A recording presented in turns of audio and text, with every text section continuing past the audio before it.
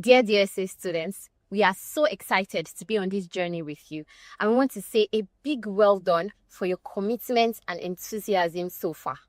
Whether you have just joined or you have been learning with us over the past few weeks, we see your progress and we are rooting for you all the way. Now, we know there's been a bit of silence around the learning management system, and we sincerely apologize for that. But here's the good news. We have an update as regards the learning management system, and it is one you'll love. Some of you may have been onboarded on the previous LMS, but want to ask that you kindly disregard any previous link, platform, or communication concerning that old system. We are officially switching to a new platform that you may be familiar with, Canvas by Instructure. For those new to Canvas, don't worry. A video tutorial will be uploaded to guide you step by step on how to use the platform effectively on our YouTube channel. You will also receive an onboarding email directly from Canvas by Instructure to help you get started. Please follow the instructions in the email and input your details to begin your learning journey on the platform. We are committed to making sure your learning experience is smooth, interactive, and impactful. So please, pay close attention to the announcements coming right after this video for more details. We are so glad to have you with us. Keep going, you've got this.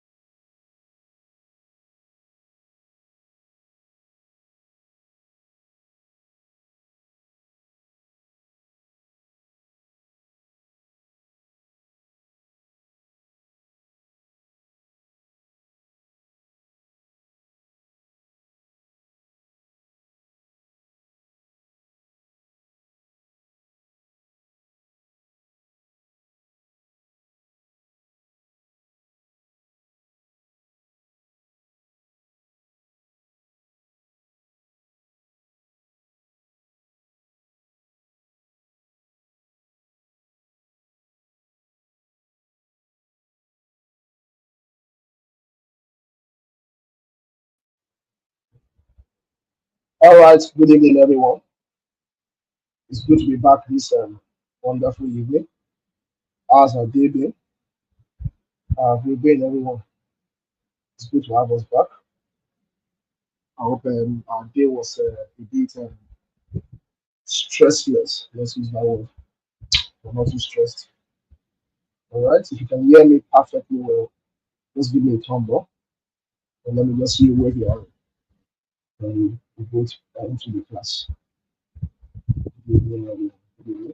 Good evening. I can see Moses. I can see Otunde. Stephen, Damilola, Lucky, Folashabi. All right, great. TPK, if you are Stephen Aisha, just wait, I'll give you a thumbs up. Abiola, loud and clear. Abiola, great. All right. I think we had a wonderful class the last moment of Andy talking about linear regression. We looked at evaluation metrics for linear regression. Right. So today we'll be looking at a model selection, understanding best fit models. Model selection, understanding best fit models.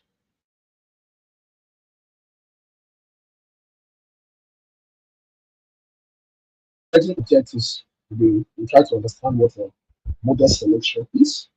Then we explore machine learning models and their evaluation metrics. Somebody was asking me a question, what other metrics is, and I said, we're talking about them this today, Wednesday, and the next week on Wednesday, in the fuller way.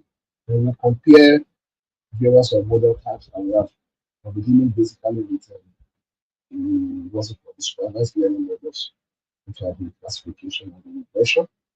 Then we'll be learning about overfitting and underfitting, talking about model trade-off, working on bias and variances. Just when we are trying to make sure that our model is what is the best fit model for classification task or regression task. All right, let's go on. So, what is model selection? What is model selection? This if you can hear me loud and clear, just wait. Just wait. Just wait if you can hear me loud and clear. But if you can hear me loud and clear, give me a thumbs up so I will know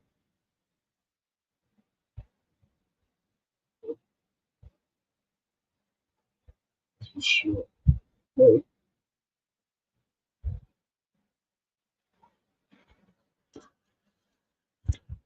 Okay. Um, what is model selection? So it's a process of choosing the most appropriate machine learning model from a set of candidates to solve a specific problem based on performance metrics and data characteristics.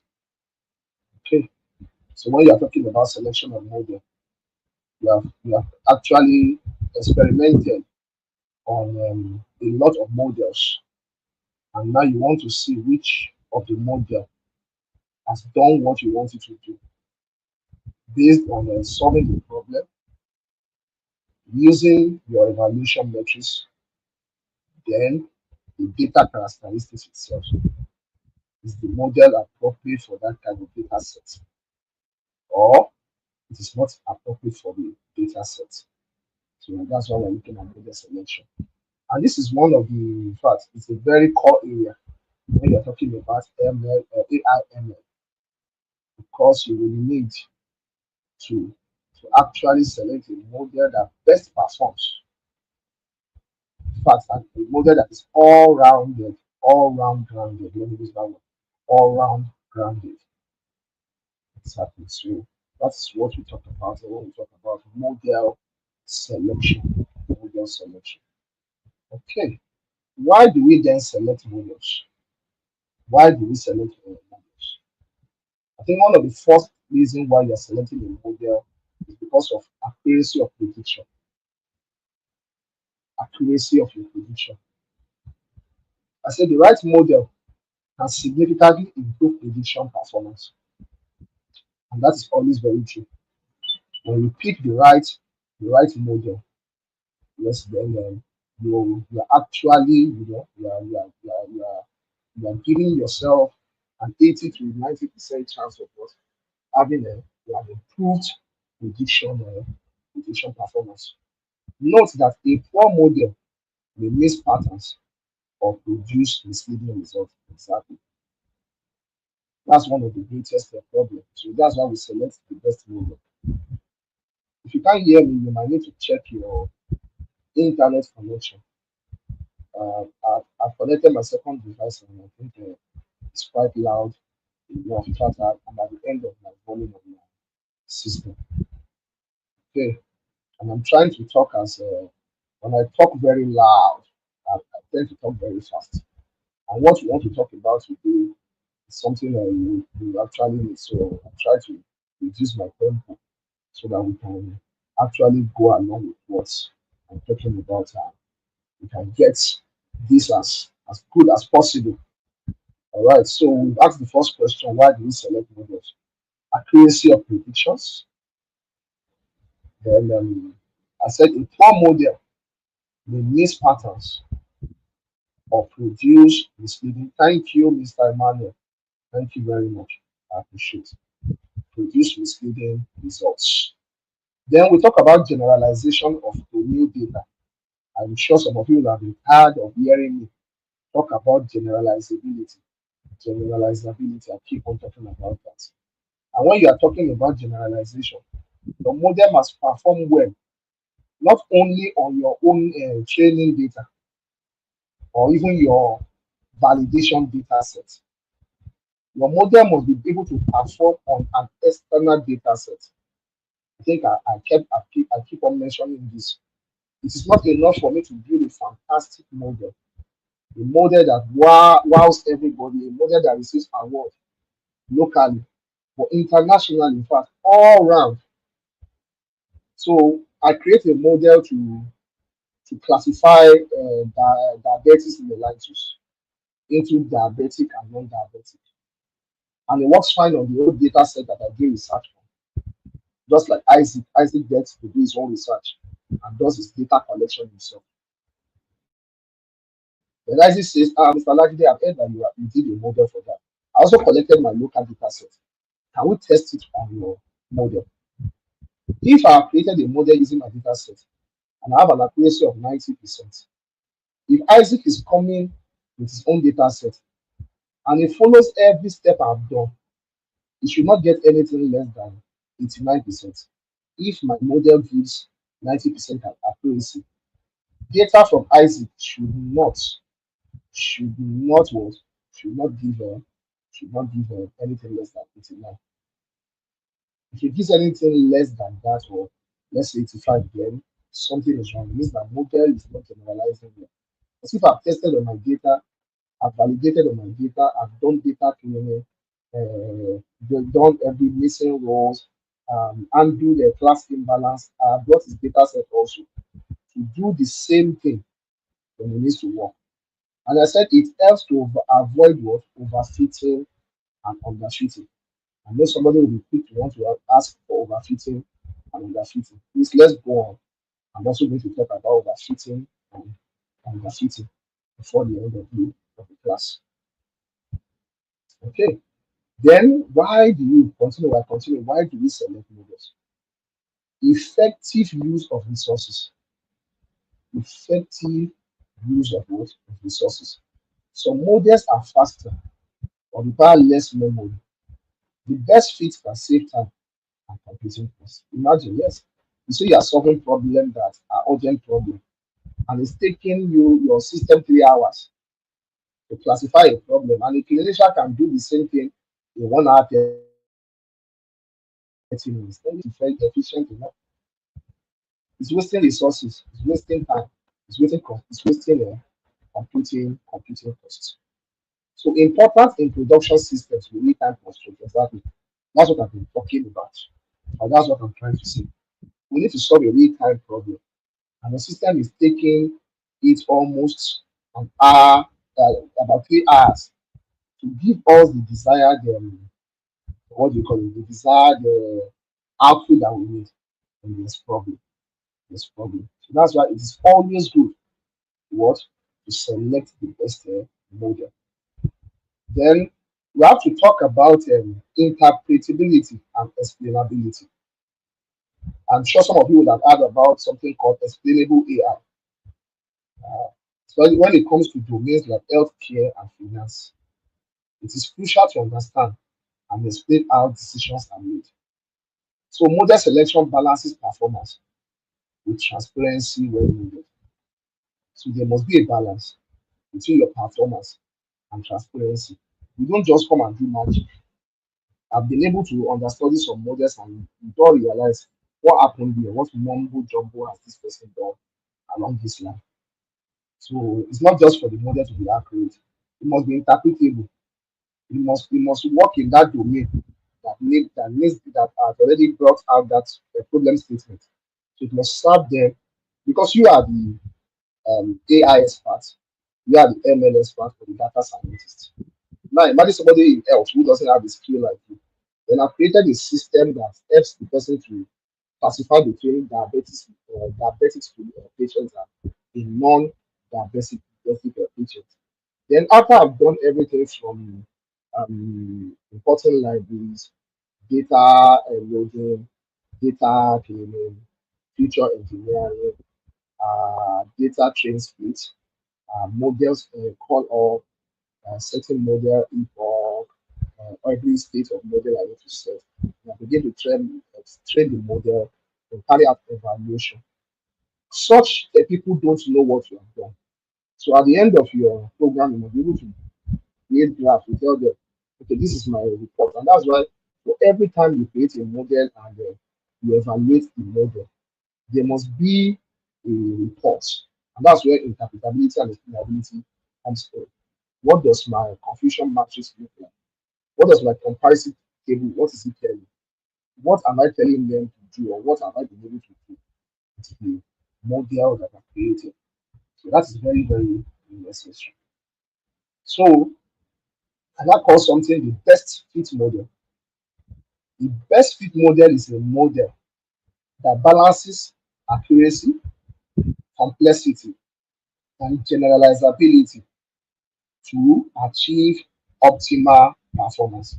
You see those three words, those three keywords: accuracy, complexity, and generalizability to achieve optimal performance. That is your best fit model. That is your best fit model. And that is why when we are doing anything about classification or you are building a regression model, I usually advise people use more than one model. Always use more than one model. It helps you so much because you'll be so surprised that the model you felt that should have performed well or should have done giving you the optimal performance that you need might fail you based on some things that you have done. Maybe maybe you have tried to undo in class imbalance, whereby negative is higher than positive. So you need to put on apply smooth to make sure the data sets are balanced, you flatten the data set and things like that. So you need to. So it's not just good for you to say, I want to create a model, a system or an output to a model that will when you now use just one model. No, it's not. It doesn't look good. We'll get there later, but I'll just put it into explanation. All right. Then, so what are the key criteria? I've said these things before you. I just put them in the table for us again to look at it.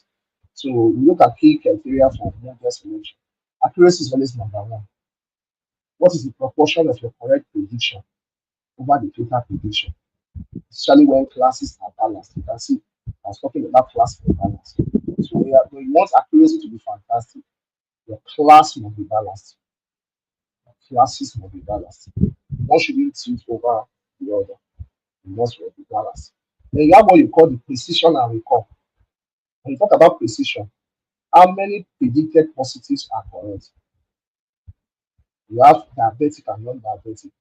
Okay, and you want your system to find out that okay, those that are diabetic or those that are diabetic in weight.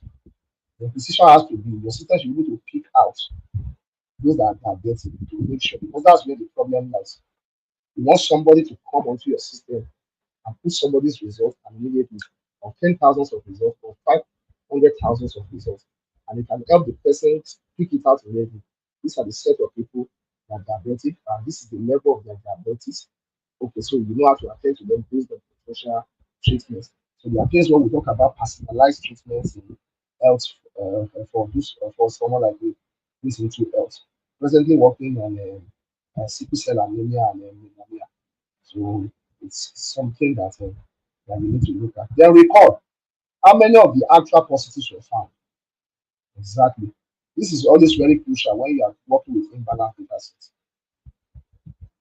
It's not just alone to predict the positives, but how many actual positives were found, so that your system will not just go and be hallucinating. There's something we call hallucination. I don't know if you remember when I took the generative AI class, when AI begins to hallucinate and it begins to pop up results that are not its own. So record. So that's the essence of record. Then interpretability. How easy it is to understand the model's inner working. Like for instance, you use a decision tree and a neural network. Decision tree is more interpretable than a neural network. If you are using a neural network, then you will need to use a shape value or incorporate an explainable AI to help your neural network to interpret what has been done. Exactly. Thank you. So the scalability. In fact, this is something that we should really play with. How well the model performs as data size increases. In fact, that's what we do. And that's why I always advise people never create a model with a very small number, a small size, a small data size. Let me just use it that way. It's a small number of data. It's always good to have a large data size. Let's start from 12,000. Because if you are not careful, if an external data is being introduced that the system has not seen before, and the data that's coming in is maybe close to 100,000, your model there's a possibility that your model will underperform. Why? Because you have not trained your model on a string. You have not trained it. You have not trained it. That's the word. You have not trained the model. Let's remove somebody who is a genius, somebody who is a fast thinker. Let's put two students together who have the same intellectual capacity, and they have they have a book to read of 50 pages. Somebody reads the book 10 times. Somebody else read it for 4 months. Please tell me, who do you think will know more when you talk? Somebody read a book that you give him, 50-page book for 10 hours, or let's say 10 times. When somebody read the book more than 10 times, in fact, for 4 months, as he was reading, when he finished reading, starts all over and read. For the next 4 months, he kept on reading back, front to back, front to back. Who do you think will perform better when you ask questions from that same book? Who do you think will perform better? Obviously, somebody who has gotten conversant. In fact, if you ask him things like which area of the book was torn, he will remember. He will be so short. He will know where the book has been torn. He will know where the print is fading in the book. Exactly, exactly, exactly. So that's just it. So it must be scalable. Scalable. Then training time, like I said, time it takes to train the model. The system must use limited compute node. Limited compute node. The system should not be, how will I say it, should not take time to train. The system begins to train a model, train a data set, and it begins to take 3 hours. There's something going on. So it means that if you're training a data set of maybe about 12,000 and it's taking 3 hours, if somebody comes with 120,000, how many hours would that be? You'll be training for almost 30 hours or so. So it doesn't work that that way. Okay, okay. So that's it. These are the key criteria I want us to pay attention to, because by the time we are building our model and we are doing our projects, these are things that will come handy. But these are things that I would evaluate when you are taking your presentation. Because you're doing your individual presentation. So these are things I will evaluate. These are things I will evaluate. Look at it. Did you put this thing into cognizance when you were about to pick your model? Then these things at the back of your mind. Because you can be a guru, but the people you are creating the project for, the model for, might not be gurus, but they need it. So these are things you and I should put in mind. All right. Then what is the model selection process? Somebody people say, but I think this is the best way I select my models. And I told us we must first define the problem. What problem are you trying to solve? What problem are you trying to solve? And by now, I keep mentioning it. The way time is flying, we need to start talking about our problem statement. What problem do I want to solve? Then I think Mr. Blessing has done justice on data preparation, normalization, handling missing values, imbalanced data, and things. If you haven't gotten to all those things, you are still going to do ETA this week as some other things. So we are getting close to. So you should by now everybody should be able to find the problem they want to solve. You have gotten your data set that you want to use and start preparing the data set. At least with the little things you have learned. Now you should be able to code the libraries that you need, import the libraries that you need, load your data set. If that's a data frame, you can call it that the way it is. If it's a CSV format, and if it's in an Excel format, and if it's in a CSV format, you can put it into a data frame. And this is DF is equal to read dot the CSV and like that. So you get what I'm saying. Then you now select model. So this model selection first is the first model. These are the first set of model. It's not the best fit model, but I've said it. Pick like 4 models and use them to train the data set that you have prepared. So you've done your problem definition, you've gotten your data, you prepared it. So you now pick, okay, if it's a classification problem, maybe there are two things you are trying to look between diabetics and non-diabetic patients. So you look for models, which models does classification, which I will tell us today. Also, we'll talk about. Then you use them to train the data set and evaluate. So at the end of the evaluation, you will now generate a report. It can be in a table that will show all the models. Maybe you use 4 models, a table that will show the 4 models. Then with the evaluation metrics that you have used, then you now look at their percentages based on what I've just spoken about, interpretability, complexity, exactly. All those things I've spoken about them, evaluation metrics, performance. So to give you the optimum what, the optimal one. So that will now bring you to your final model selection. So this final selection is called the best fit model. After you have selected models that have to do with classification or linear regression, or exactly, or clustering problem, you train them, look at them, you evaluate. In the final this thing, you now look at it. It may be more than one good model, maybe two. I always tell people pick the best two because you'll be so surprised that some data set will come that your best mode, number one model, number two will work better for external data set for you.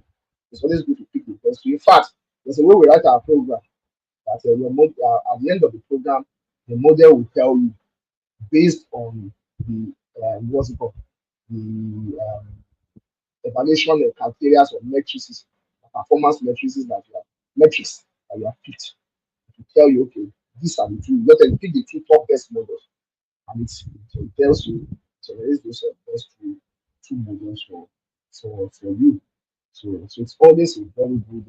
But this is one of the most interesting parts when we start talking about model building. All right.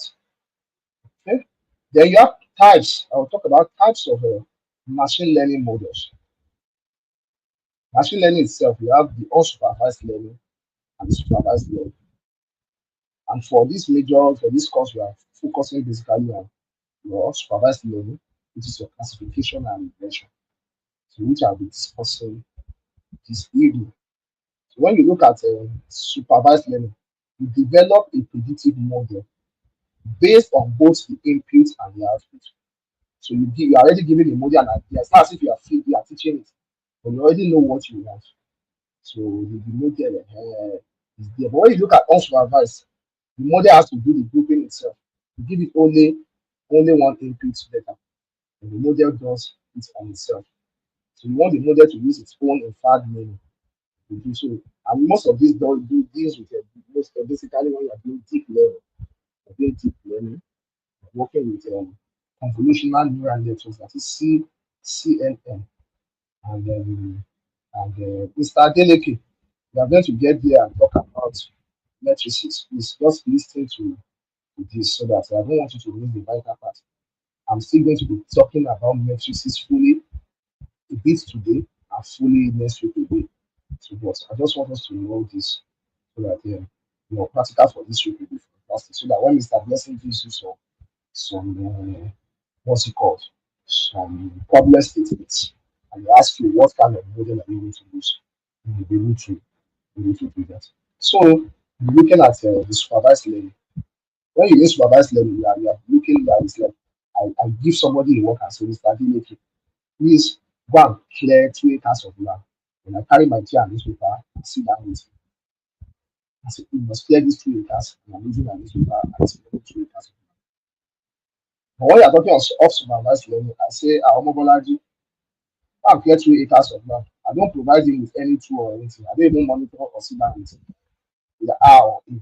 I say, go and do it.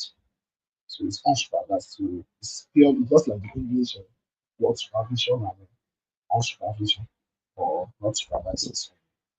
All right. So supervised learning models. What is supervised learning itself? It is where the model is trained on labeled data sets.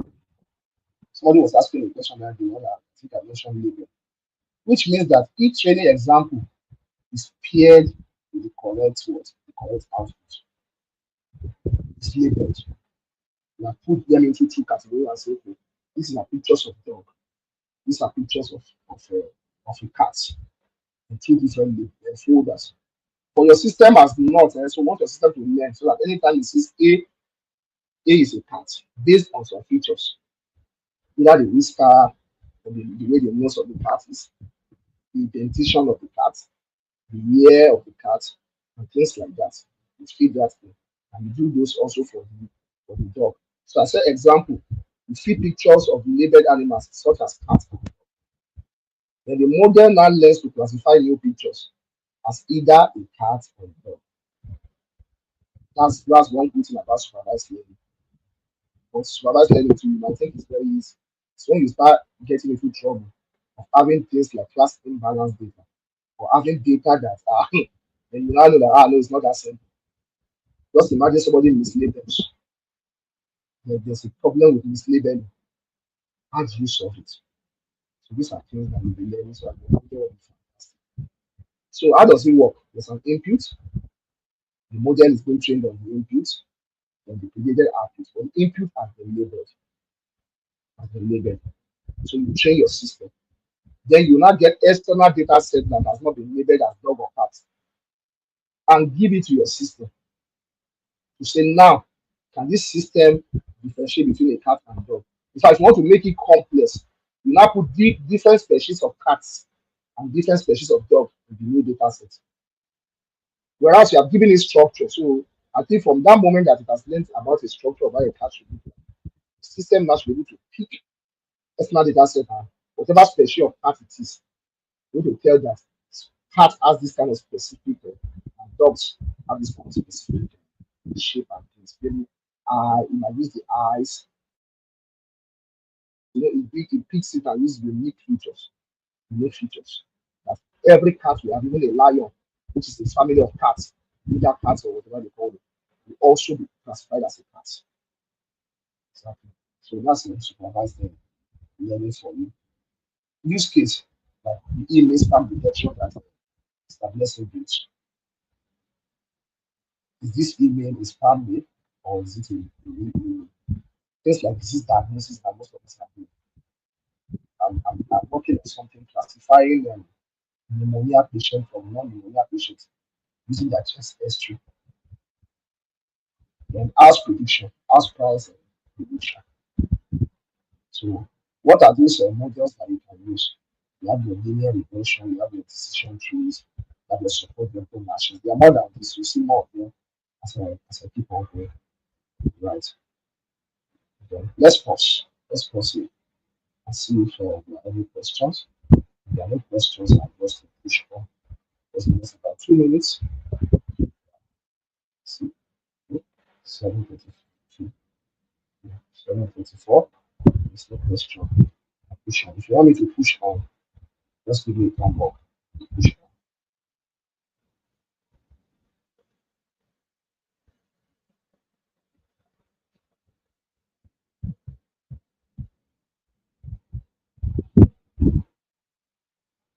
Excuse me. Okay. So it means I need to push on. All right, let's push on. All right. So under the supervised learning, if you can remember, oh, thank you, thank you, Aladi. I appreciate it. Thank you, the chair. Thank you, Shegun. Failure. I appreciate you guys. Appreciate you guys. If you remember when I was talking about supervised learning, I said we have two types of model. We have the classification model and the deviation model. So I'll be talking about the two models on that. Talk about um,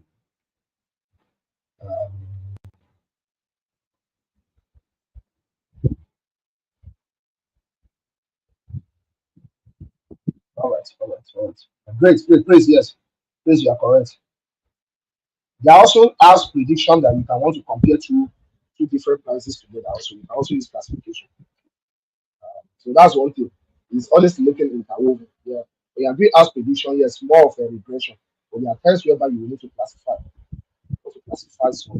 some features or things like that. So it's good. It's good. Thank you. I appreciate you guys. So classification is this type of supervised learning task where the goal is to predict a label or a category from a set of what we define classes. Just like what I've told us. So what classification is the type. So as I said, it's like what I've said. So you label the data A and B. You train your model with that. You train your model with this. There's a class A that you are fed with, that label them to be a class A and class B. So you keep on training your system on this data set that you are giving it to. So after training has been gotten, you have decided, you have evaluated, you've seen your results. Then you go and get an external data set. Now you want to be sure which you don't label now. That data set, that text data set will not be labeled because you have already trained your system. You have trained your system on the label data to identify between a cat and a dog. And you come out with an external data set. Coding matters. I think we've spoken about as overbeating the word outliers. So you might need to go back and go and check the video when we spoke about outliers. Isaac has spoken about outliers. Mr. Blessing has spoken about outliers. So go and see previous videos to talk about outliers. So I can see your message. Please check our videos. I have about 40 slides of here about. So these are classes. Whereas maybe you are not in the class for when we discussed outliers. So this is what classification is. So sir, is it okay to combine data set from more than one source to train? Yes, I've said it. You can train. I told you it's better you train with a what's it called? Larger data set. No, that was one thing I said. It's always better instead of training with 12,000. You can get from multiple sources as long as you have made sure that the data sets are what's it called? Cleaned. Your data processing, you have removed all maybe let me call them impurities. Let me use the word impurities. Then your normalization, handle missing values, things like that. It's always good. So you can combine data sets. Just make sure the only thing is that Mr. Blessing will always tell you when you are compiling what's it called? When you are combining data sets, make sure that all the data sets have the same shape and size. So that too can be done, which is part of what Mr. Blessing has spoken to you about. So that thing can be done. All right. So let's go on. Let's go on. So real world example of a classification task. Email text. What is the task? Spam detection. So you can either the output is that what I want to differentiate between an email spam or an email without no spam. Then patient record for disease diagnosis. which Mr. Blessing is working with us with, diabetes and what no diabetes. You can have input of voice recording. What do you want to do? Gender classification. How do I recognize a male voice from a female voice? This can be very, very tricky. In fact, I'm expecting somebody to ask me a question with this input I've spoken about. The voice recording, the gender, for the gender classification, male or female. Um, this is very, somebody might say, it's very simple.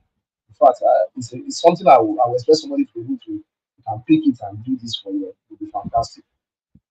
Because you will face some a bit of roadblock, but I think you'll be able to scale through. If there's anything you will face, first is pitch in your voices, because there are some male people that sound like female, and there are some female that sound like male. So how do you undo such a misclassification? I think if anybody wants to take that for exactly, thank you. Some men have feminine voice. Exactly. This can be, but that's wonderful. So it's a, and that's why I tell you, they look very, some of them will look, because it's simple, but man, by the time you start, then you realize that, wow, there are ladies that sound like men, and there are men, as somebody said, it's the frequency of the voice that will be used. And you're already getting your answer. I'm not going to answer, you're putting question mark. You don't know, maybe it will be part of the project I will give to somebody. Let me not talk more than that. But I love what you are talking about. I love that. You're already identifying your features. That's fine.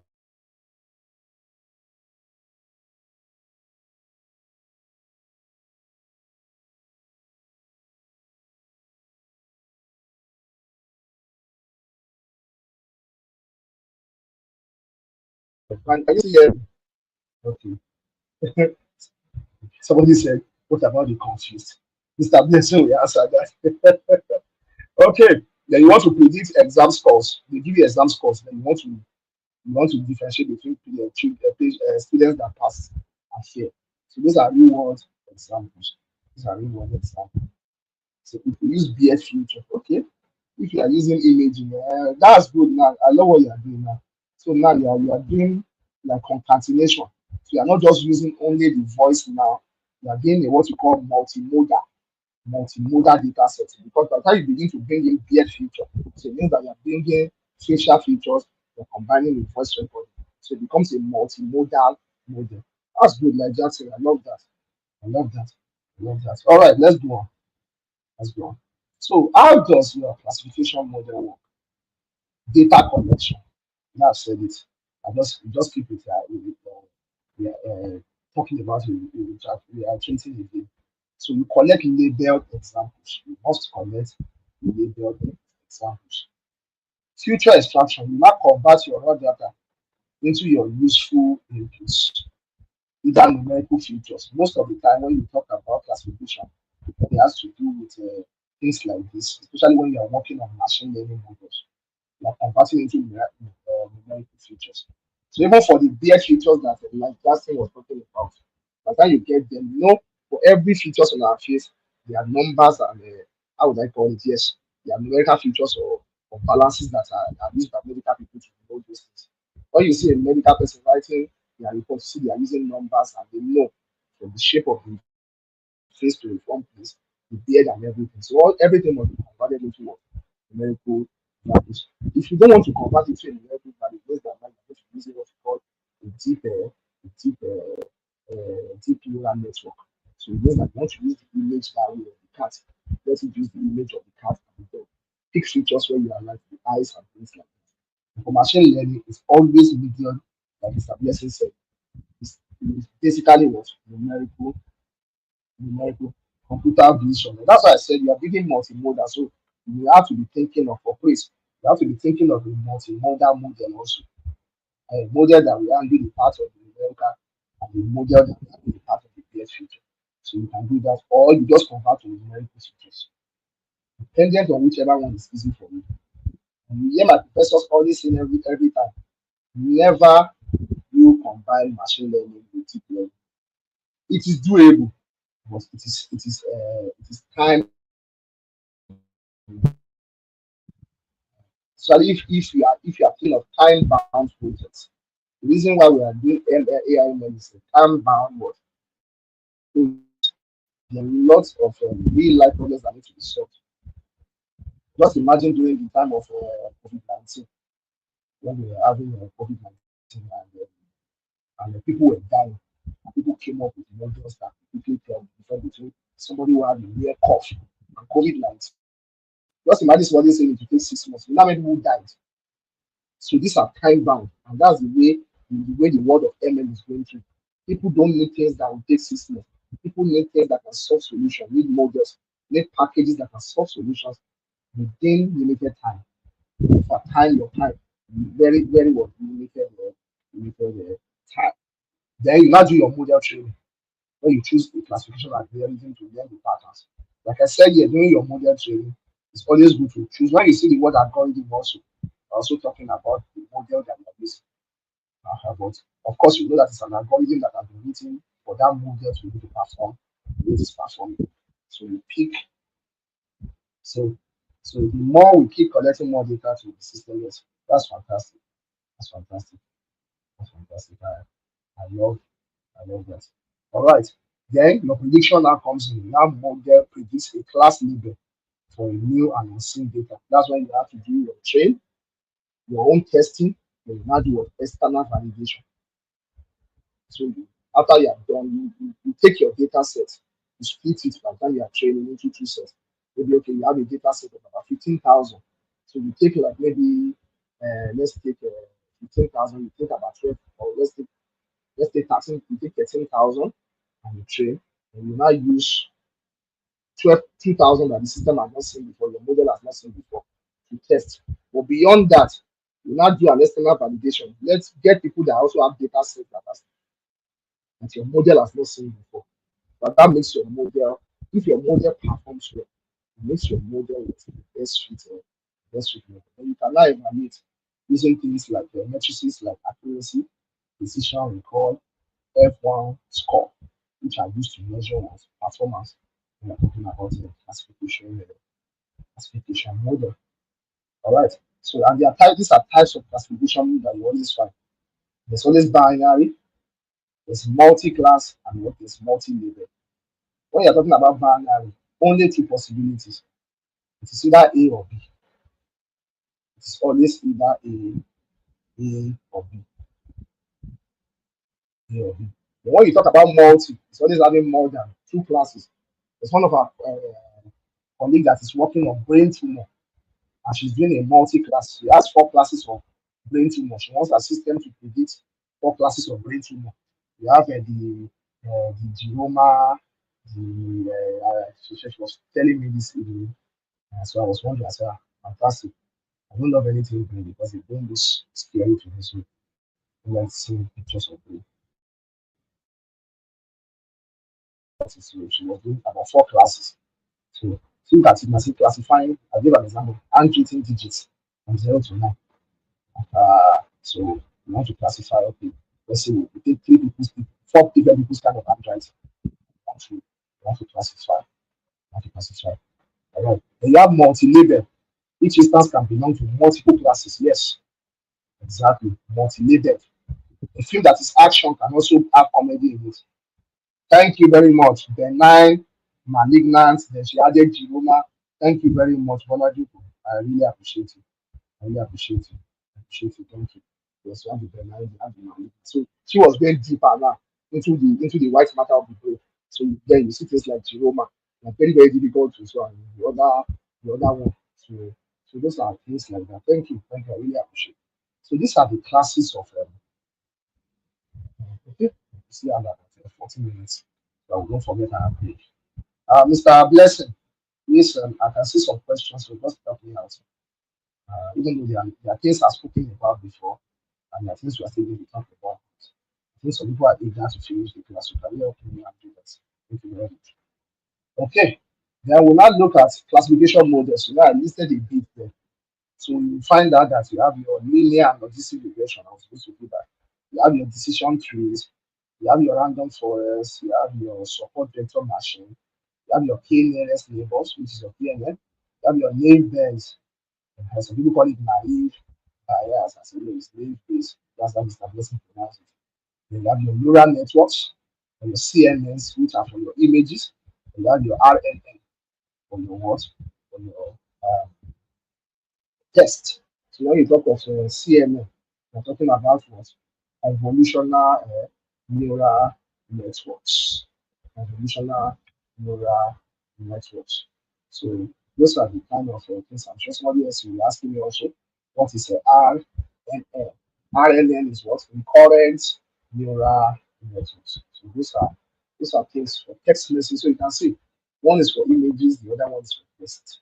These are things that you need to come up with. Okay, the deeper you go into AI, you need to come across a lot of kind of models and their functionalities. And in fact, so it becomes yes, a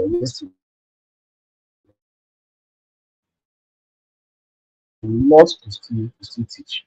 Just try to compress a lot. But I'm happy that you guys are doing fantastic. You guys are doing very well. I really appreciate you. Your patience towards us. Thank you so much. Then classification metrics. Somebody asked me this on Monday. I said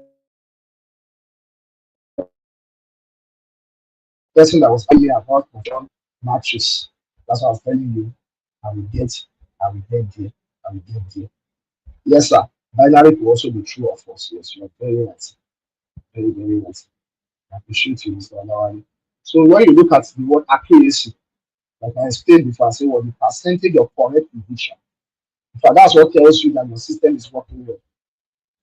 Maybe your accuracy is coming out. Is it possible that this graduation model can be used for other kinds of? Yes, now. I told us now. It's multimodal. You can decide to use multimodal. You can, so it's always like that. So your accuracy is testing what have the correct prediction as your system accurate with the percentage between 1% to what? I'll just tell people when we begin to see model that say 97%. Maybe presently Mr. Blessing is telling me and we're still arguing about it. That, okay, the model might be working very fine. That's still of that opinion that when your model starts talking about 97, you might need to check if there might be some element of bias in that system.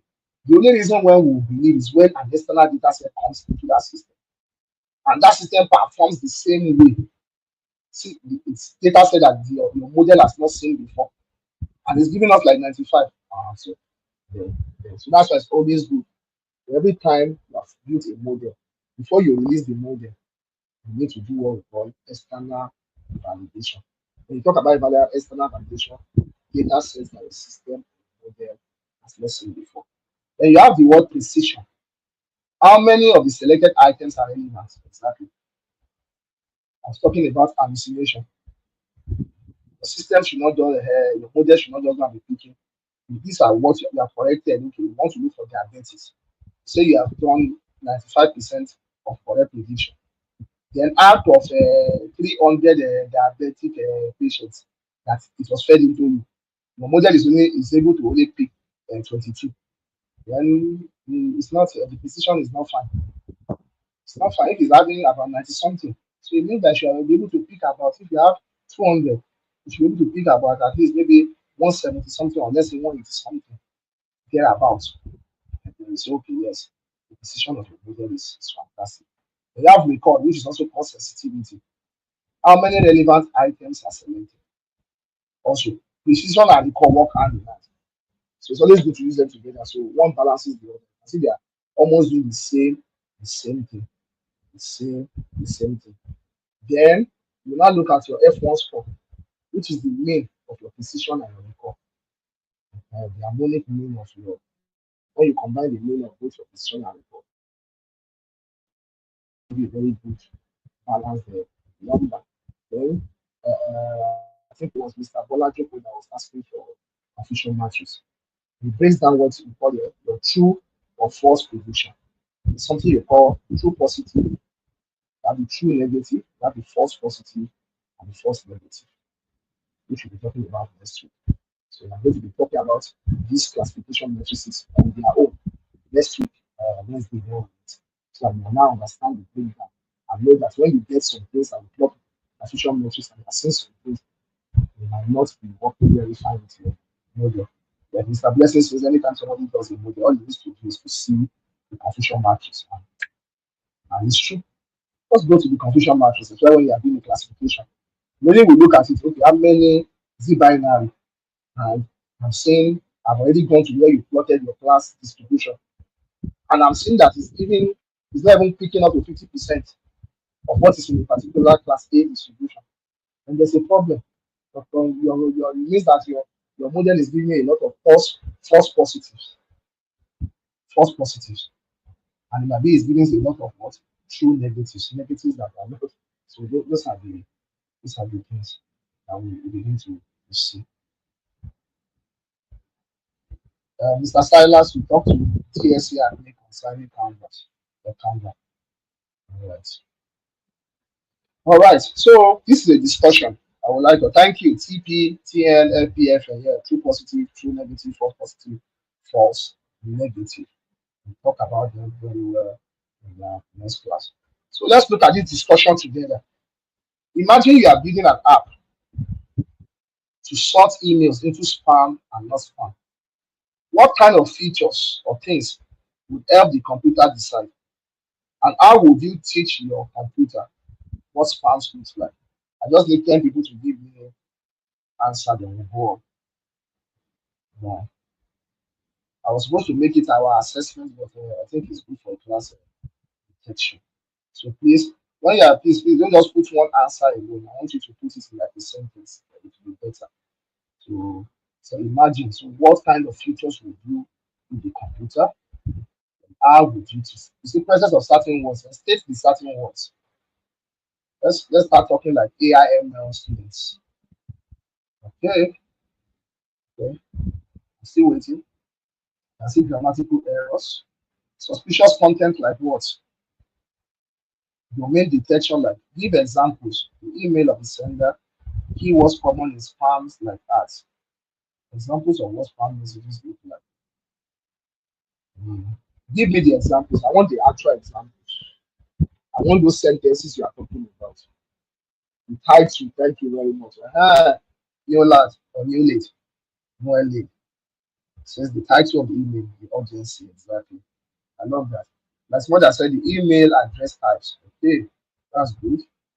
Spam detection like what? You have to tell me the word links that are not secure. Oh, Abiola, give yourself. In fact, you deserve 1,000 naira MTN recharge card. You have just won $100 billion. That's very, very good. I like that. Somebody says what? Was like winning a trip to Canada now. Thank you, Martins. Uh-huh. Now you're talking big amount of money. Now you guys are look out for clones. Exactly. Thank you. Thank you. Thank you, Steven subject. You guys are thank you so much. Thank you so much. That's good. That's good. The tone of the message, yes. Abiola has given us that we have just won 100. I think that was the first thing Mr. Blessing showed us in the class when he was showing us the app we built. Exactly. Okay, that's good. Bolajoko, yes.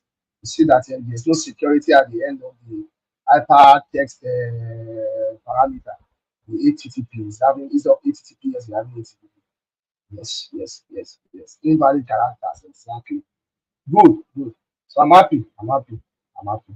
So the second question asks is how would you teach the computer what spam messages look like? You have told me all these spam messages now. So how do you teach in your computer? Click and go. Just okay, good, good, good, good. So please let's answer the second question. It's a two in one question. Would you not teach the computer what spam looks like? There we go.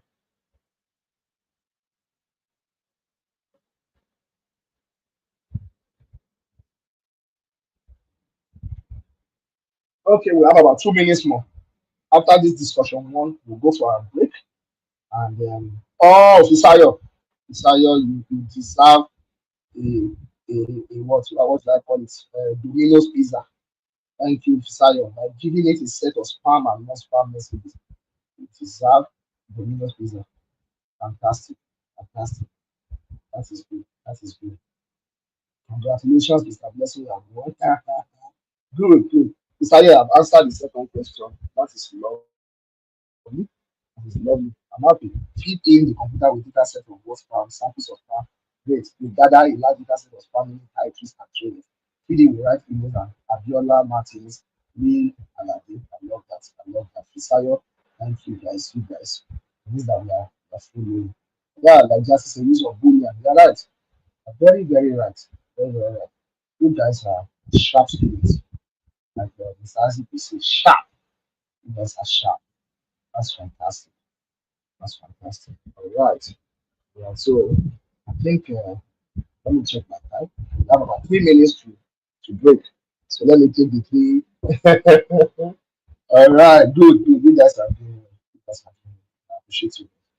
Mr. Benjamin, thank you so much. Thank you so much. Feel free to connect emails with that was also fantastic. Fantastic. Put them side by side. Lovely, very blessed. Fantastic. Fantastic. You guys are getting the Daniel, thank you. Buki, thank you. The trend, nine trend, I love that. Love that. Good. Prof, fantastic. And you guys are all doing very, everybody I appreciate you guys. All right, let me take the next 3 minutes to go to the next level. We go for attendance break. Come back and go on. Okay, so regression. I know we spoke about regression this week, but I will concentrate more on regression. Let's concentrate more on regression. So regression is a type of supervised learning where the goal is to predict what a continuous numerical value.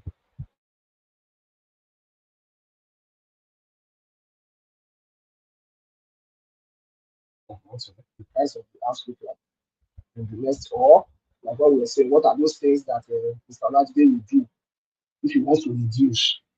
What are those things that if he does, will now Mr. Lajide will now be like Mr. Blessing and Mr. Isaac.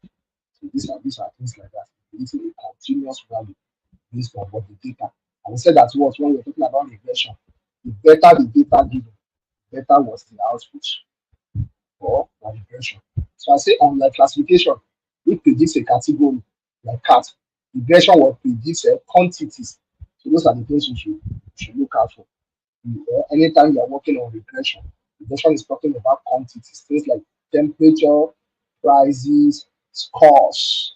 So you know that when you talk of things like BMI, weight, and things like that, they are calculated with using what regression analysis. For those of us that are statisticians, we know that we talk about regression. So the same, what's it called? The same methodology under regression analysis. And that's when I was talking about you having the dependent variable and the independent variable. So the more of what the independent variable you have, what happens to the dependent variable. So you can see the line of regression. You can see the line of regression. So this is the data point. So anything that falls here comes from anything you have here should affect what is here. Right. Right. Yeah. Okay. It's already 8. So let's go for our attendance break. And when we come back, we'll go on. It's already 8 on the dot. Admin, can you help us drop our attendance, please? Please. If you want to use regression for while we are waiting for admin, well, Adeleke was saying regression can be used for diabetes. If you want to use it for diabetics, what's it called now? So you will not be talking about non-diabetic and non-diabetic. You cannot be talking about reoccurrence, of diabetes. What are those? How would I call it? For those that have had reoccurrence, maybe some people have gotten it. Then there's now some people that had the occurrence of it. What is it that they did that caused that reoccurrence? Now they're not looking at what a continuous numerical value. Is it that their eating habits did not change as the doctor had told them and things like that? So you can do so now. You won't call it now a prediction system anymore. Now you not call it. It will be okay. You can say prediction, but now you not be working on the occurrence based on maybe time. I mean, the occurrence of crisis and things like that. All right, let's go for break for 5 minutes. When we come back, we'll go on. Thank you.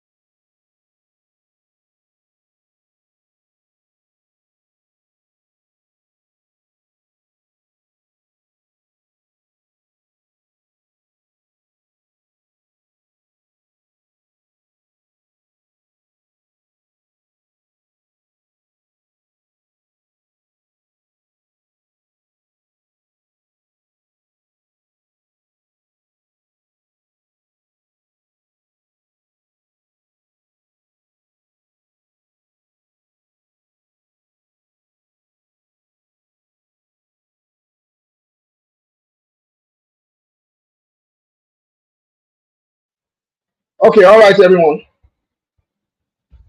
We are we are back. We are back. Yes. Thank you, Chris. Yes, attendance is coming up, so I think it's not that difficult. When you see the really you see the attendance link, you just go on. Then, if you've not seen it, you can check it below the video.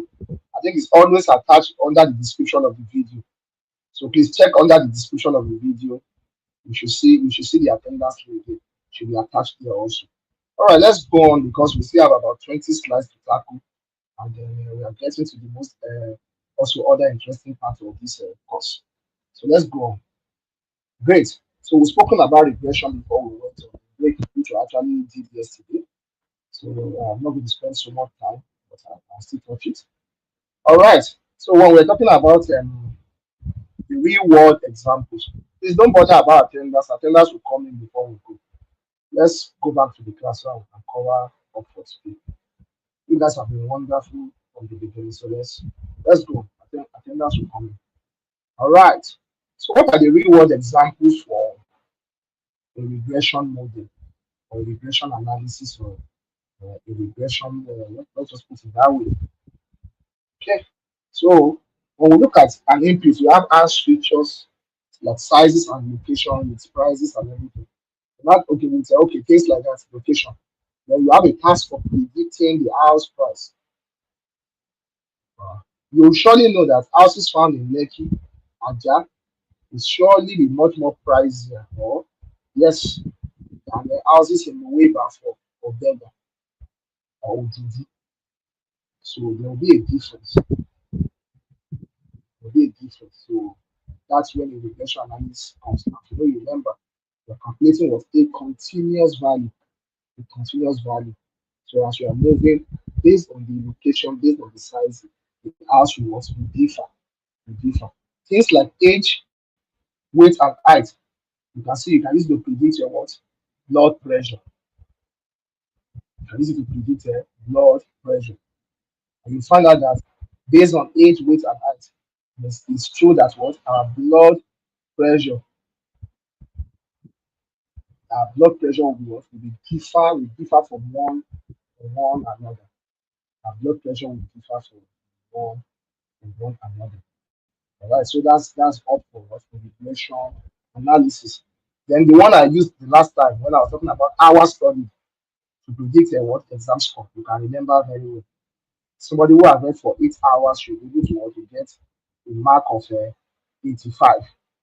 Exactly. If anything falls below that, what we're discussing that was on Monday. That means our system is not working fine and things like that. But these are things we've spoken about. And you can look at date and time to forecast stock prices for those of us that are good in what do you call this thing that we do? Forex trading and things like that. I know my younger brother is so good in that. He tells me, he says, bros, at this time or one other time like that, at midnight time or this time or these days or this time of the month, he's just said, and it's true. I sell and whoo, my returns is always fantastic. So things like that. I call him a human calculator because I wonder because he has studied the pattern. So you can build a system that the human being doesn't need to start cracking this or the system you give the system all those kind of patterns and the system can just help you predict for so time July 30th at 11 p.m. You sell your stock and you get your money and buy higher things like that. Sell at this time, just sell and do this time. So regression analysis has helped so much. Things like the attrition rate in workplace. People are leaving out, at what time do people leave? Is it because we don't do some things? What are the things process so we can enjoy a lot of insight from that. From that. All right. So how it works. Also, to you collect labeled data. That's wait. Always paired with known metric output. That's the thing. That's just the difference between data. To be paired with known. What has been going on before. Now let the machine, the algorithm now do its function. The algorithm finds the best fit function online. Then it makes predictions for what new inputs. The model outputs the continuous value. So it tells you so time this will happen. So you see that's why weather forecasts. We wonder how come we know the weather that will happen in or the kind of weather will happen in the next 1 month. Yeah, about they are sat down and built a system that has picked in patterns and the system has been fed with patterns, fed with known numeric outputs of what has been happening. The system can predict your future, future occurrences. So, but then we talk about error-based metrics. That's how we evaluate our regression model. Who can remember before I go on? Who can remember the performance metrics for our regression model? I spoke about three of them. Can we type them on there so I can see them on the comment list? There we go. What are our what are the performance metrics for regression model? There are three of them. Let's go on quickly. Because I see people still talking about attendance. No worry, attendance will come. Let's go. What are thank you, MSE. As you are writing the names, I want you to put the full meaning also. But for those people that answered, I love that faith and Akemi, thank you. That's good. Who else? Performance metrics, mean square error. Oh, you are telling me, so you're just being generous with us. You have given us the three. That's fantastic. That's fantastic. So you have your root mean squared error, your mean squared error, and your what? And your R squared. That's good. That's good. Fantastic. Fantastic. I love that. I love that. You guys are doing very well. Isaac Francis Charles. Everyone, you have been wonderful. You have been wonderful. R squared. R squared. Fantastic. Fantastic. Fantastic. Oh, this is good. This is good. This is good. Well, Samuel. This is wonderful. All right. So let's go on. What are the types of regression that you have? You have your linear regression. You predict a target using a straight line. You can have multiple linear regression, whether you use multiple inputs or features. You can have a polynomial regression, which is from curved line. Then you have what we call the ridge or the lasso regression.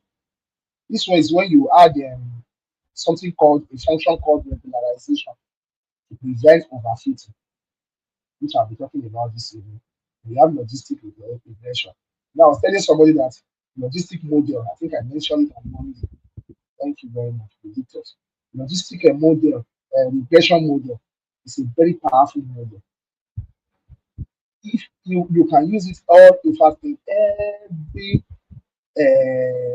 classification machine learning model problem, logistic regression will always work.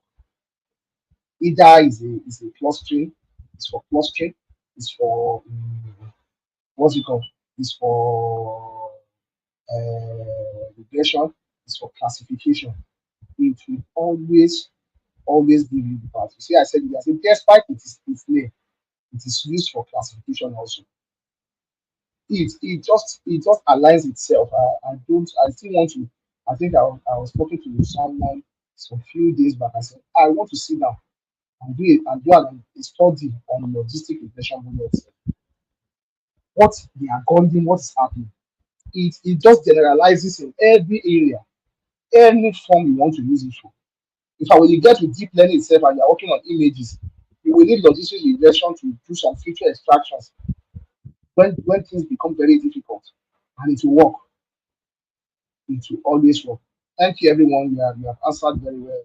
Pam Pam, Hassan, Praise, Gabriel, Judith, Boladale, Bolajuku. Fine. Thank you so much, everybody. You guys have done very well. So these are the types of regression you, you have. All right, these are the models for your regression. That you can use for a regression model. You have your linear regression. You have your support vector regression. You have your decision tree regression. You have your random forest regression. You have your k nearest neighbor regression. You have your neural networks. You can also use your what you want logistic regression. And these are models that you use for based on the type of what, on the type of what, on the type of regression you are working, with.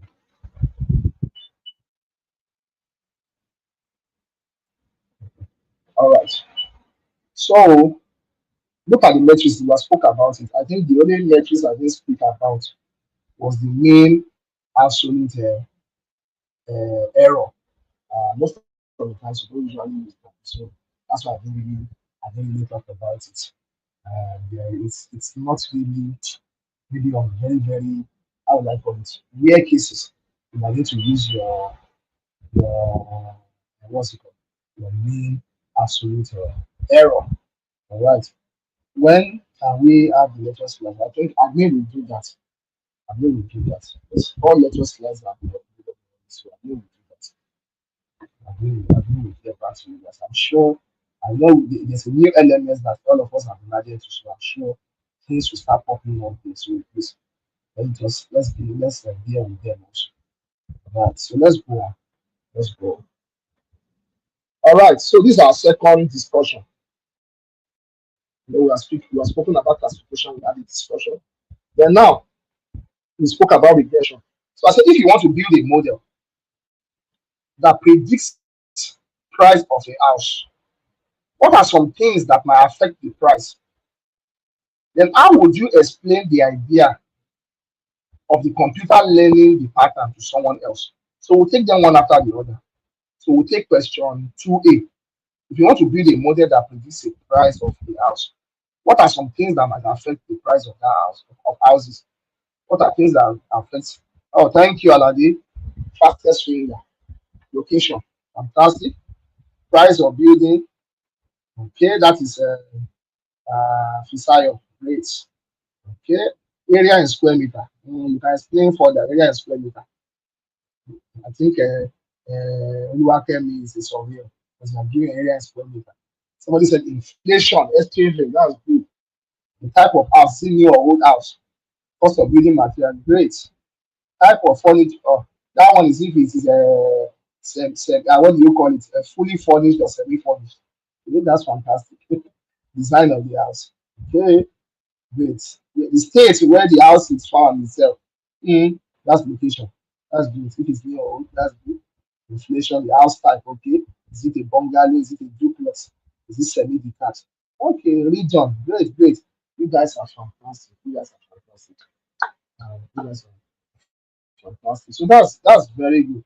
Everyone has answered correctly, which I really enjoy. See that you guys are getting grasp of what we're talking about. Is it ensuite? Yes. Social amenities. Great. Proximity to attraction. Dan is single. That's fantastic. I love that. I hope I pronounced your name very well. I hope I did. Dan is single. All right. Material use. Great. Great. Yes, logistic regression model is a versatile model. You are very right. You are very right. Type of paint, type of roof. Yes, everything you have mentioned. Nearest to resources, exactly. The population around the area. Everybody is correct. So these are things you feed into your model. Now let's go to question 2. How would you now explain the idea of the computer learning the pattern to somebody else? How would you explain the idea of the computer learning to someone else? Let's take 2 minutes to answer that.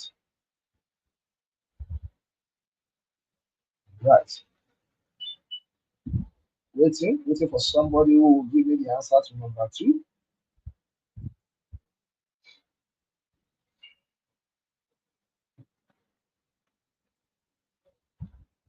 Okay, let's see.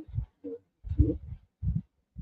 Okay, Fisayo says when the computer sees a certain pattern over time, it learns from it and makes future assumptions based on it. Okay, now that's answer 1. Right. Thank you, Fisayo. Waiting for other people. Fisayo, that's answer 1. I love that too. I'm already thinking like an AIML scientist. That is fantastic. That is fantastic. That is fantastic. Let me see something else someone is saying. And the ninth trend, I think I've answered it. I said it's a versatile model. Yes. Right, I've answered. Please answer the number 2 question. Sarah, thank you. Train it with large data set of house price, different location, prices, and list. Great. Great, great. I love that, Sarah. Sarah, that's wonderful. It is have a bottle of Coke. Then Oluwakemi says the computer need to learn the relationship between the features. Oh, fantastic. Maybe when one increase and the other increase or decreases. That is good. Wonderful, wonderful, wonderful. Okay. The linear regression makes it learn over time with more input. Good, Bola Joko. We continue training with different data sets. Steven, that is great. Bola Shade say you can collect labeled data set. Yes. It seems like a multi-feature. Yes. That's wonderful. Multi-class. Ah, I love that. And you can check the relationship of the parameter with nobody's already doing EDA for us here. Thank you, Martins. That's wonderful. Francis says find relationship. Look for patterns like ASIC is not control. Then to cause this is good. I see people doing analysis. I love this. I love this. I love this. Akpala Somto says the computer is given the price ranges for the house based on location. Other parameters, which is then can predict a price range. That's great. Great, great, Somto. Then Chris says explain that the computer needs to see certain fantastic compared to that found with other models and use the result to predict. Okay. Opportunity says the computer can let different locations to determine. That is great. This is great. You guys are ready. In fact, I think next class, you just call some few of you, just take the class. I'll just sit down and just rest. This is wonderful. Faith says the computer finds the correlation. Faith, you're a statistician, Abi, between the attributes and their respective labels and make predictions based on them for other. That is great. Great. Joshua said use a multi-class classification. Fantastic. Joshua, you just ran in. You don't want wahala of regression. That's fantastic. And train the system to identify these variables to that enhance or devalue the house. Okay. Okay, Triple James. Fantastic. Fantastic. Okay, Kevin is saying it's a multilinear regression because it has many. You are right. You are right. Ellen says loading the computer with different data sets and their prices. Javier says we are ready. I believe. I believe you guys are ready. I'll just share my class into three parts and give three people and you guys are going to do. Just tell the AI you predict as first. You will freak out with the AI. God, that's a joke, Abby. Fantastic. You guys are wonderful. You guys are wonderful. Let's go on. You guys are fantastic. Best. Yes, you are right also. Yes, Iggy. You are right. You are right. I love that. You guys are wonderful. So if you can add this for the theory and what's it called? The functionality, the what works at the end. By the time you get into coding, it becomes easier for you when you're programming your models. You have this now, you know. So it's like when when we're doing word problems in mathematics. So if you can answer these questions like by the time you're about to build a model to actually solve a particular problem, you're also asking yourself questions also. What are the features that I need? What am I trying to solve? Then that, in fact, that pushes you and gives you what the what's it called insight into what you need to do. In fact, that gives you inspiration to you need to want to create a better system or a model. I keep on saying system because I think when you put it in a system you are bringing together, because it's going to be deployed. So it's just beyond putting it on the Python environment. It has to be what deployed. You guys have been wonderful. You guys are wonderful. Thank you, everyone. I love what is going on here. So let's go on. So that we can cover up for today. We have about 30 minutes left. So hopefully we're going to finish. Okay. Then I want to talk about model generalization errors. What happens when you run into errors? There are times you run into errors. Olawale, thank you so much. You're correct. You're correct. What's contributing to the dependent variable? You're very correct. So I want to talk about errors because you will face errors. Yes. Don't be scared of errors. That's Mr. Blessing will always say, and Mr. Isaac. Don't be scared of errors. Errors will always come. Even us as human beings, we make mistakes. But the good thing is when you learn from your mistake and do better, you're a fantastic person. So when you talk about model, what is model generalization itself, which I've spoken about? I said when a model what has the ability to perform well on an unseen test or validation data, not just on the data it was trained on. Now I've said that. So it's not enough for your model to do very well because you have trained it. But when data that is your model has not seen before comes in, and your model still falls within the range of the percentage of you that created with your own kind of, then the model is safe what to generalize very well. You hear that word generalizability, interpretability, those two words will keep coming up to you when you are doing anything AI ML. Because you are not creating a system for yourself. Like creating a system of what to solve problem of other. You must be careful. So when a model fails to generalize properly, it leads to generalization errors, typically in the form. So I cut that place. So we go on. So what are those forms? These are the types of generalization error. So I was supposed to put a double column there. So you see the error type. The first one is underfitting. I hope Mr. Bolaji is here now. So the first thing you face is what you call underfitting. So your model is too simple to capture underlying patterns in the data. Exactly. So just as if you didn't even specify any data for your model at all. So that's when you have what we call high bias. There's bias in your data.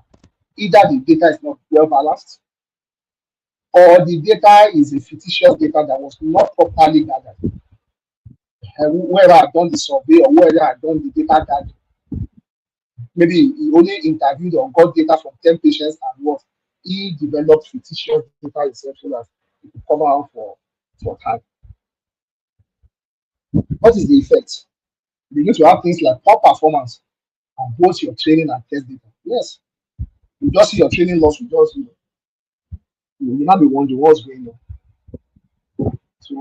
So that's the first thing you get. It's called underfitting. Underfitting. Then the second one is overfitting. So the model is too complex. Fitting noise along with the signal exactly. Is picking the features, you have already specified features, but the model is picking things, and somebody was asking about outliers. It's picking noises also. Speaking, so we call that high variance. There's good training performance. Yes, the system has been trained very well. So it just reminded me to drink water. Please drink water. The humidity is high. The humidity is high, so we need to drink water. So you see, the training is fantastic anyway, but there's poor generalization. What could have caused the poor generalization?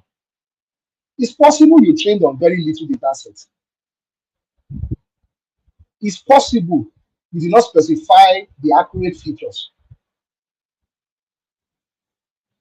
It's possible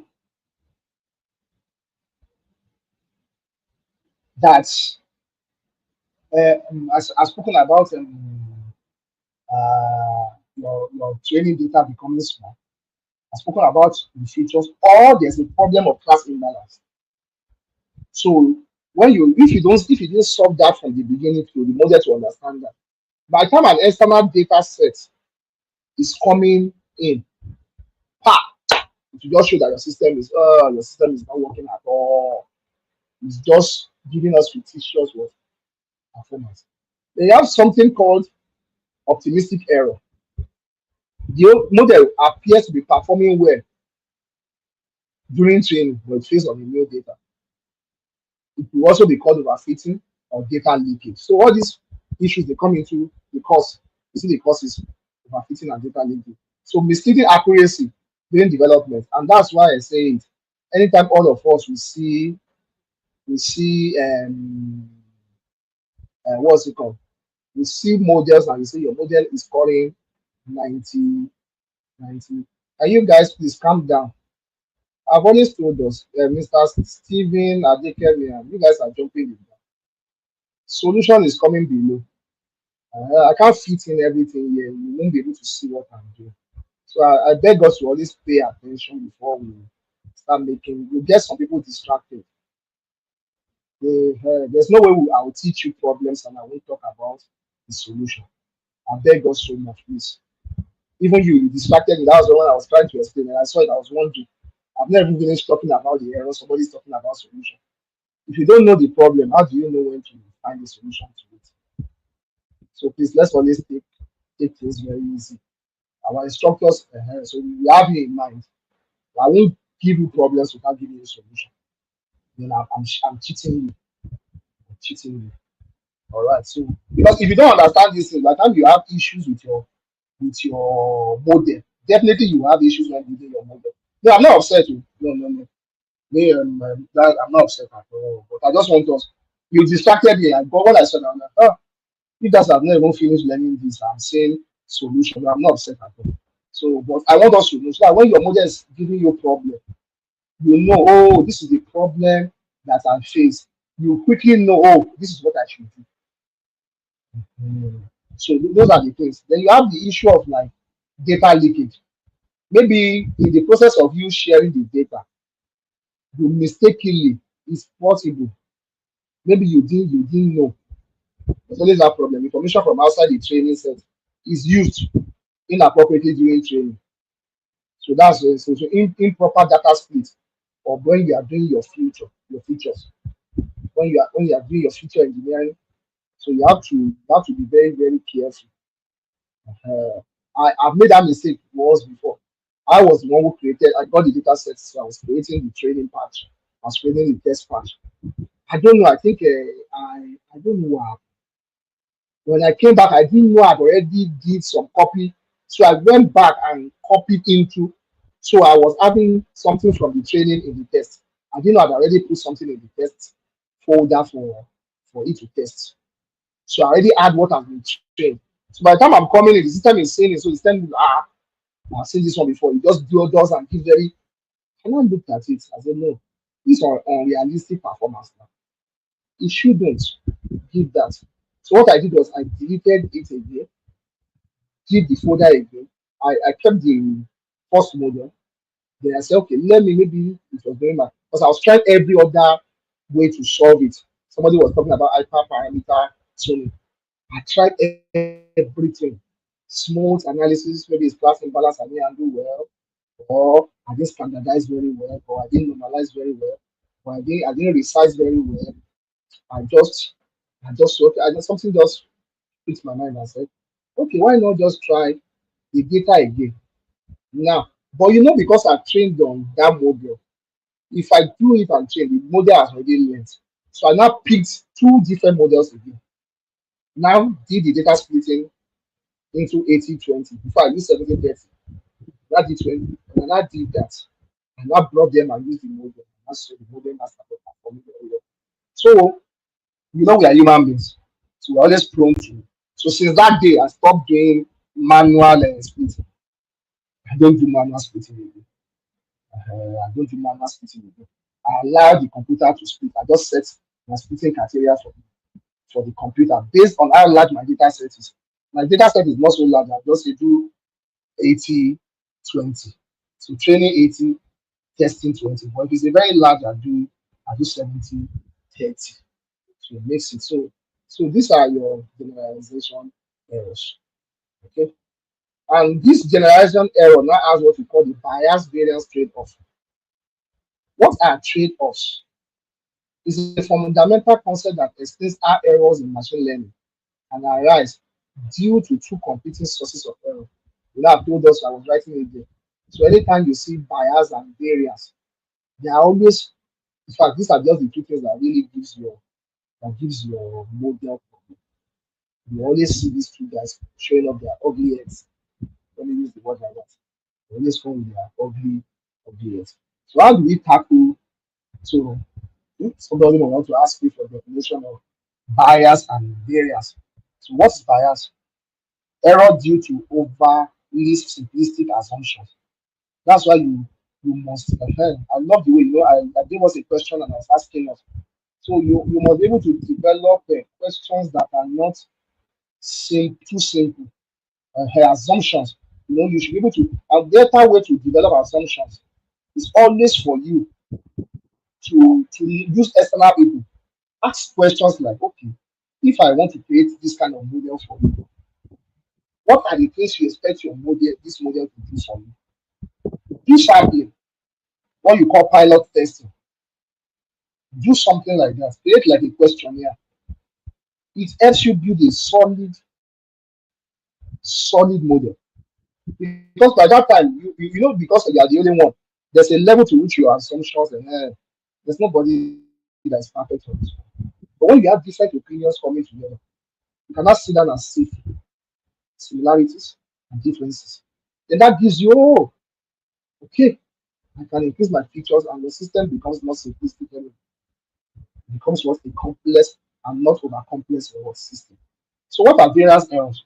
They are errors due to model sensitivity to small fluctuation, exactly just like the mistake I made. You go and put, they have already put a part of the training model something into the testing. So there's no way that small fluctuation or a mislabeled data set is in part of the training set to give you that small issue. So yeah, variance, something varies from where it should go. Variation, something just moves from where it should not move. Maybe it's supposed to be going this way, all of a sudden it comes down this way, and it goes up like this. So you're having something going this way. And then something just affects it. There's no way to affect performance of your what? Of your model. Will surely affect performance. But you have what we call the irreducible error. These are noise inherent in the data that no model can reduce. And that is why Mr. Blessing will say, I will say, Mr. Isaac will say, before you introduce your data to your model, make sure you have handled every cleaning section, anything that has to do with noise removal, error, handling errors, normalization, shape, screen, anything you want to do to make sure that there's no noise inherent. Because there are some, because you have not done it from, and you have not written a code that says, if in case I've trained and you find errors, solve those errors. So, so labeling data, when you mean labels, what you are feeding in, you have told the system, this is the way this data sets are. So that's what you mean label. Features that have been given characteristics and so that's a label. A label. All right, let's go on. So these are the trade-offs. These are the trade-offs. Bias is high. When your bias is high, when your variance, I put some emojis there. I don't know what happened. I think the emoji is Junior. What's happening? Why are you very angry? A network. I'm sorry. I'm sorry about your network. I hope you'll be able to watch the video all over again. Sorry about that. I'm really sorry about that. I know you are one of you're always around. Sorry about the network today. Sorry about it. All right. So I just gave you a table. I like explaining things more. So this is just a table for you to be able to differentiate between bias and what variance. So when there's bias, model is too simple.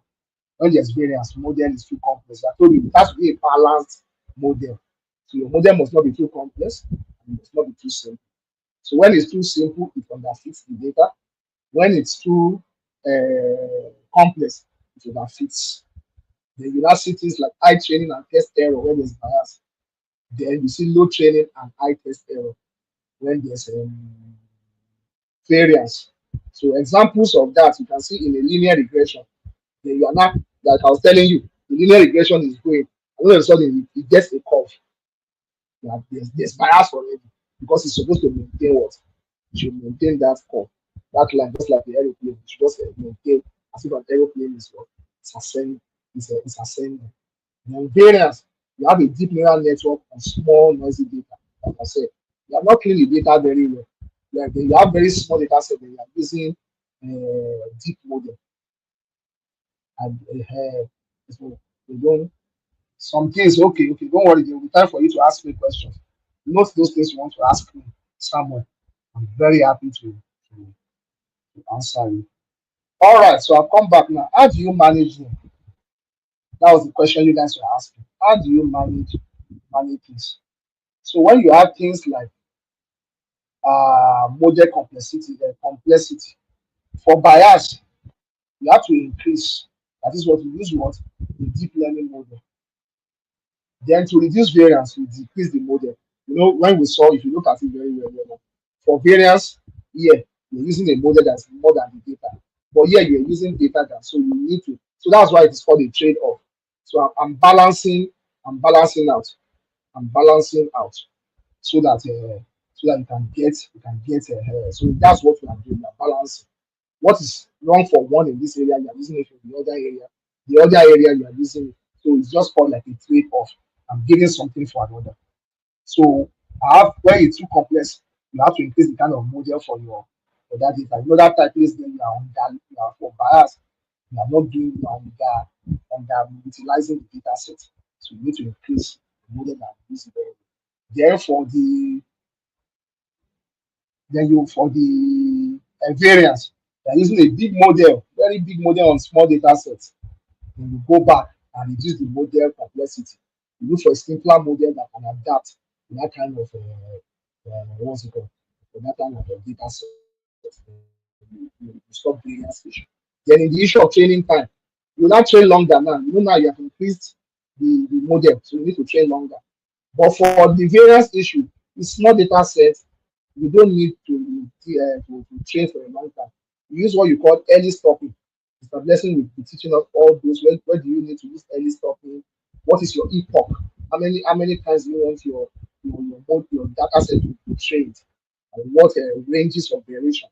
Those are things. Then when you have the problem of issue for bias, you know the features are very small, or you didn't put the right features. You need to add more relevant features.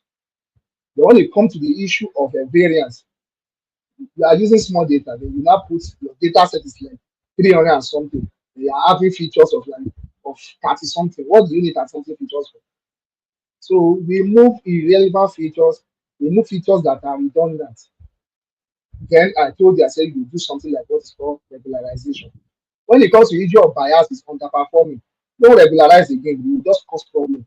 The system will not work and it will still giving error. So I even advise don't do any regularization for bias. Don't do. Now I was teaching you normalization and the standardization.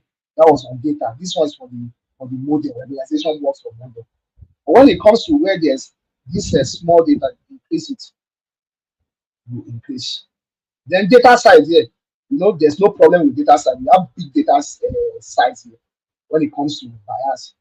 But when it comes to the issue of variance, you must increase your data. It's data that is causing your system to give a bad, give you a bad variance. So those are the things you need to do. Then beyond what I've spoken about, when you have the issue of underfitting, overfitting, or bias, this is one thing that I love so much. One of the best solutions when you have that issue is what we call them assemble methods. Assemble methods. I say assemble methods are called techniques that combine multiple models, usually called base learners or weak learners, to produce a stronger predictive model.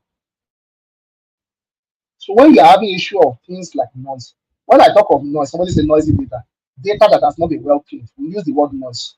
We don't call it dirty. So when you say there's noise in your data, it means that there's some irrelevant features, things like missing features, or they are not well balanced, or your data are not of the same size, or they are not of the same data type, and things like that. So there's noise. There's noise in your, in your data. So we use ensemble method. You see all those errors I've explained to you, from underfitting, overfitting, that gives you your bias and variance. It needs to be fine-tuned. Thank you very much. Thank you, Prof. You are wonderful. I really appreciate it. Yes, so to give us that. So what are we doing when we do that? The idea is that combining multiple models improves overall performance and generalization, whereby where you reduce your variance or bias and you avoid overfitting. You can see now. So for those of guys that were there talking, I was coming to the very interesting part. When I started in the beginning, I was talking about I love using combination of models instead of just using one model to train. And that's what I put at the end. So it's always advisable. Ensemble model.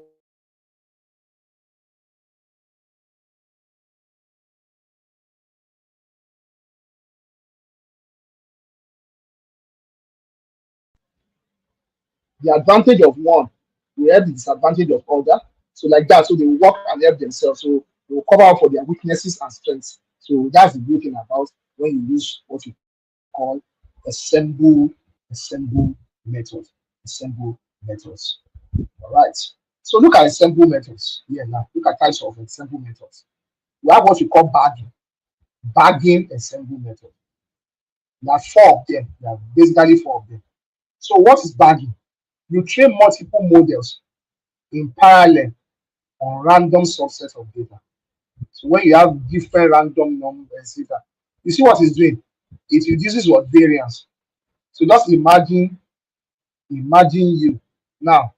You see that for those of us that were having issue, maybe having variance issue.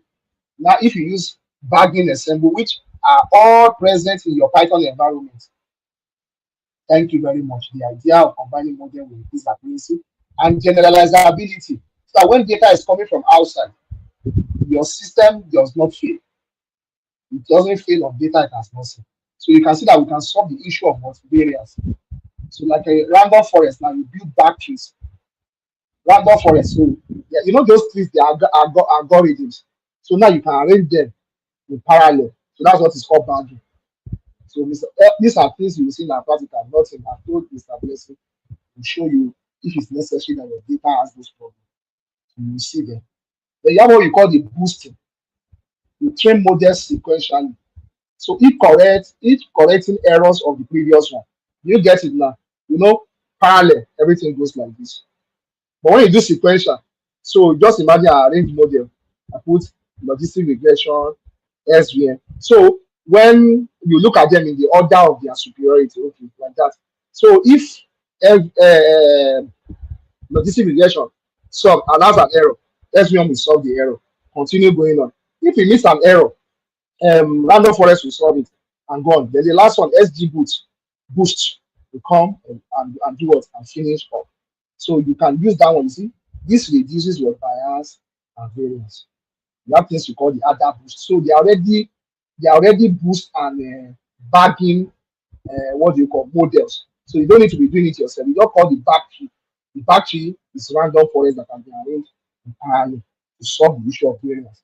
When it comes to the issue of reduced bias, and you have what you call the SG boost, which is the boosting, and you have the other boost. These guys will just solve. So that's fine tuning that who spoke about somebody was telling fine tune the prof. So we are using to fine tune. You have what you call the stacking model. This combines prediction of possible models and used as a meta learner. Exactly.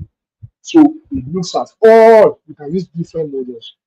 So you can start blend them and use them. So it now takes all of them as like a base learner. Oh, I've learned this one from this process, this process. So if I mix this one with this, I pick two of this, it will give this. If I pick another two of their own, it will do that. So if you do that on this one, so you stack, just like you are stacking rice on one another. Then you have the voting model, the voting method. So aggregates prediction from several models via majority like classifications or average of your regression. This one is just to improve stability. Most times you hardly use voting. You always face these guys. You see, when you want to talk of overall accuracy, you want to talk about bias and variance, or variance alone is the problem. And most of the times you hardly face bias all the time. But you always have issue with variance issue. Thank you. Yes, you are right. You are right, best. It will always create what a balance. Exactly. So that every trade-off now, that's why you are teaching trade-off to undo all those trade-offs automatically. So you don't need to be doing it on your own. So that's what the assembly model does for you. That's what the assembly model does for you. So what is the concept? What are the key concepts of the assembly model? So I just look at those ones that I spoke about. Yes, slides will be sent to you by admin. Slides will be sent to you by admin. I think I already explained that there's a new LMS as they told us facilitators. So I believe there's a video coming out that will teach us how to use the new LMS. And where you find the assignments, where you find your materials, and things like that. So let's just be patient with DSA and Incubator. All right. So what are concepts? When you see the word diversity, yes, assemble is model integration. Correct, Eniola. Very correct. So diversity, different models should make different errors for assembling to be effective. Yes, yes. When your assemble must be effective, it means that different models are giving errors that it is solving. Then you have what you call the base learners.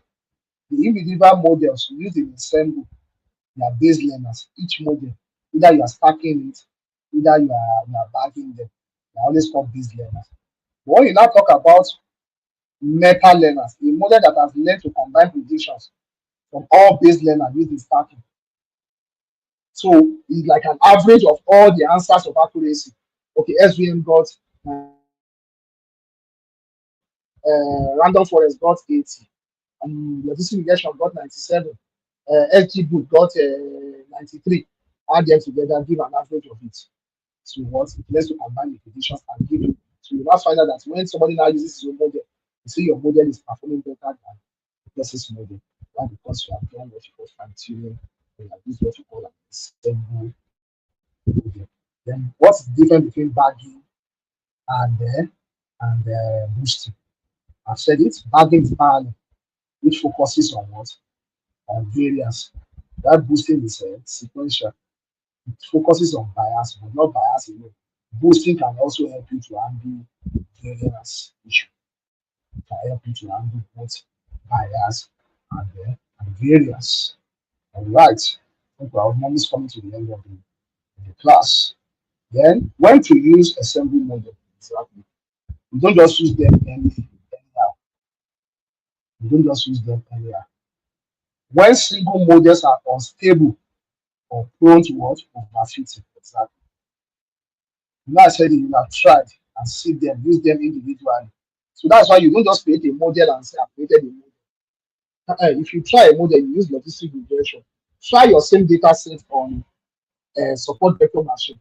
Try it on random forest. Try it on decision trees. Try them on every kind of model that you know. Either you are doing a classification task or a regression task. Now look at the accuracy and say, okay, what are the things that have happened? What are the errors you gave me? Training error, test error, and things like that. You look at it. Oh, the way this thing is going, then I need to. There's an issue of overfitting. Or when you are looking to increase accuracy with minimal feature, yes, exactly. Maybe you are not good with feature engineering, like I told us. Some of us are not good so much with cleaning data sets very well. And your this thing, but in fact, that was the reason why we started with how to clean data very well, how to do your feature extraction, feature selection, feature engineering. It helps you so much. Then for those of us, anytime I have a competition, we do competition, cargo competition, GitHub competition, data science Africa competition. I usually use an ensemble method because at that moment it's time bound. It's time bound. So I need best because at that moment they are looking for best accuracy. Anytime you do competition, they base you on best accuracy. So nobody's looking at what scaling did you do. So at the moment, the first thing we do is that Mr. Blessing, we first work on our data set very well. So when our data set is fantastic, we've done everything we should do, feature, engineer, and this. We just put it on an SG boot or another boost. Pa! It pushes if you use a normal trade decision, maybe like give you an accuracy of 87. Or because the data have been well engineered, no errors to the barest minimum, at least let's say 92%. We push it in, you say our model getting accuracy of 97, 90. The one that the guy won us, we think, Mr. Blessing, they have time at that moment. The guy did a lot of wonderful things. In time. It was fine, but the one we won the last week, we went back and we did fantastic. So it's always a wonderful. That is that you putting your hands dirty, or like my prof is saying, you start putting your hands in the mud of programming. You will see that, this is interesting. There are times we have programs that you look up. I'm telling you, by the time you get into it, you will wake up one day, stand up at 10, you look up and you see it's 3 a.m. And you remember that you are going to work. You don't have your bags and start going to work. So it's always like that. So, and most models that I use in software are project of assemble methods. Yes, most of the time, just to make sure, but only when only when they realize that a standalone model is not doing exactly. But when it comes to commercial, as you have said, for software application, you see assemble methods in most of. And it has to be commercial because you need to make your money.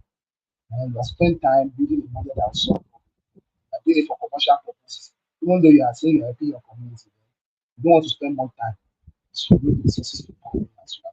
You can spend resources. So those are the things. Exactly. So what are the tips for effective model selection? You must understand your data. You must understand your data. You see, now I told us the first thing I said, or unless Mr. Isaac class, the first day Mr. Isaac started, Mr. Isaac said, what? He said data is what? Is the air, is the fuel of any model. And if you don't understand data to know what to remove from the data or what features you need to extract from the data, so there will be always be problem with your model. Then you must evaluate multiple models. That I said it from the beginning. You must learn the art. We have 1 minute more. Let me quickly round up. They don't chase perfection. Some of us in the process of chasing perfection, we learn a lot of things. Then summary. Model selection is intuitive. Yes, you must know that. Model selection is what is intuitive. Model selection is intuitive. You need to understand that. So don't just dive into it exactly. So it's an intuitive concept. Please remind me, I will explain intuitive for us. So it's what gradual process, step by step. Then it always depends on data, your task and the context that you are giving to it. Then you must use the right metrics and what the main knowledge. All right, everyone. Thank you so much for tonight. Thank you so much. Thank you so much. So all slides that will be uploaded, Mr. Bookie, will be uploaded. Don't worry. You will see everything, everything. So I really, really appreciate you guys. You guys carry yourselves around. What is the time frame to create a model? I think it depends on the type of model you are creating. Um, the major thing about your model is how will I put it? How quick your model solve the problem. So the time of creation is not a problem. But when the model comes out, how quickly does it solve the issue you're trying to solve? Thank you everyone. I really appreciate you guys. Wonderful, wonderful guys. You guys are already AI gurus. AI gurus. Wonderful. All right. Good night, everyone. Have a wonderful night, first. And God bless you. Bye.